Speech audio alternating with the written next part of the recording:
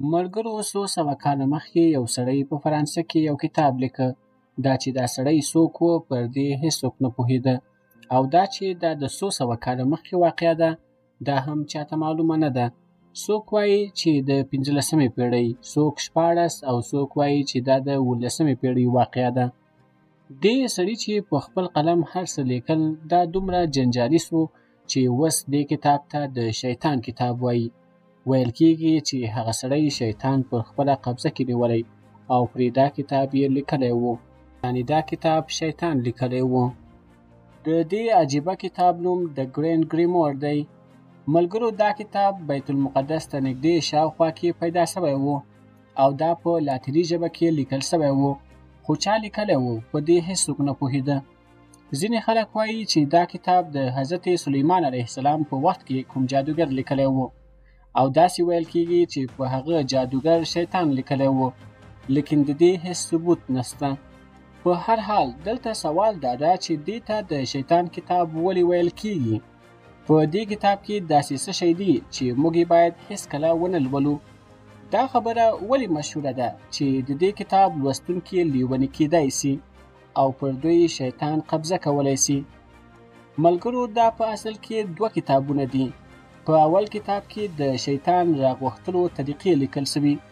په دې کتاب کې دا هم لیکل سوي که په شیطان باندې په زوره او زبردستي کوم کار کول غواړي نو باید څه وکړي. یعنی دا کتاب د کوډو او جادوګرۍ په باره کې لیکل سوی. دې کتاب کې حتی د شیطانانو نومونه لیکل سوي لکه بیرسبرګ، پیمن، لوسیفر. ملګرو د دې دویم کتاب ته د سیکرټ آف میجیک یعنی د جادو راز ویل کېږي. ملګرو په دې کتاب کې په تفصیل لیکل سوي چې د شیطان سره څنګه معاهده کېږي.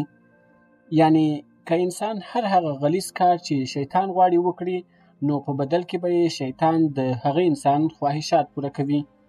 لکه کوم انسان چې غواړي لاټري وګټي، او یا که غواړي له چا سره واده وکړي، او یا د چا ذهن په خپل قابو کې نیول غواړي نو هغه ټول خواهشات شیطان ورپوره کوي. او حتی په دې کتاب کې د غایبېدو طریقه هم لیکل سوي.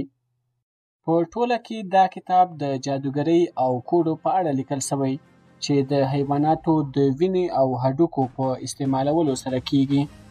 داسې څه په دې کتاب کې لیکل سوي چې د یو عادي انسان په ذهن کې هم نه راګرځي، داسې کارونه چې له انسانه حیوان جوړوي.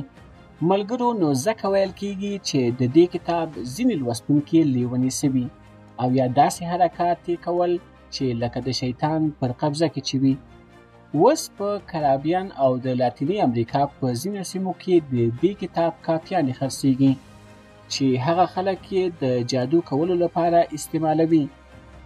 آیا دا کاپي په اصل کې هغه کتاب ده چې د بیت المقدس په شاوخوا کې پیدا سوی و؟ د دې سوال جواب ممکن نه وي. ځینې خلک پر دې ګمان دي چې اصلي کتاب د خلکو څخه چیرې پټ ایښودل سوی دی. ملګرو دا کتاب او یا نور داسې کتابونه له الله جل جلاله څخه د موږ د لرېوالي سبب کېږي. ویل کېږي د ګرین ګریمور په نامه دا کتاب د نړۍ د ټولو نه د خطرناکترینو کتابو له جملې څخه یو کتاب ده.